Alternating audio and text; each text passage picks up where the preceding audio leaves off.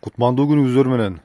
Урматтуу биздин каналдын катталуучулары, урматтуу көрүүчүлөр, назарыңыздардыга моундай сүрсүгөн чучуктар,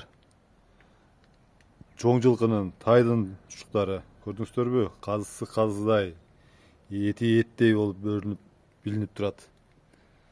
Ылдый жагында болсо сүрсүгөн жаш кунаажынын эти. Майлуу десеңиздер майы, майы аз десеңиздер майы аз. Мынакей моундай оған сонун болуп бир айга жакын мынакей сүрсүгөн кунаажындын эти бул жерде. Бул жерде болсо жаш байталдын эти мынакей. Аркалары, жиликтери, тыштуу, кыртыштуу кабыргалары мынакей. Сонун болуп сүрсүп өз кардарларын күтүп атат туугандар. Андыктан мына узун сары деп коет.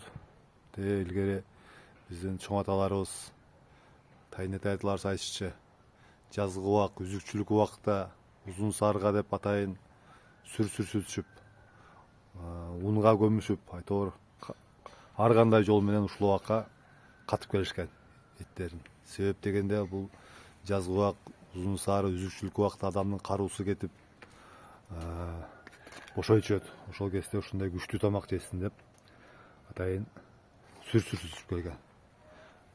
Андыктан сиздер дагы орозо айы келатат, ооз ачтырам, коногумду бир таң калтам десеңиздер, мына сиздер үчүн илгерки ата бабабыздан, чоң энелерибизден калган ыкмам менен сүрсүтүлгөн сүрөттөр.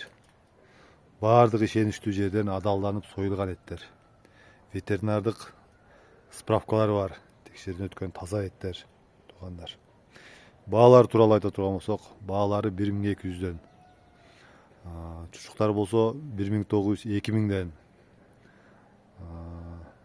Ушундай баалары. Дарек күүз Сокулук айылында. Анан келе турган болсоңуздар толук дарек күүздү айтып беребиз. Экранда көрсөтүлгөн номер аркылуу байланыша бересиздер.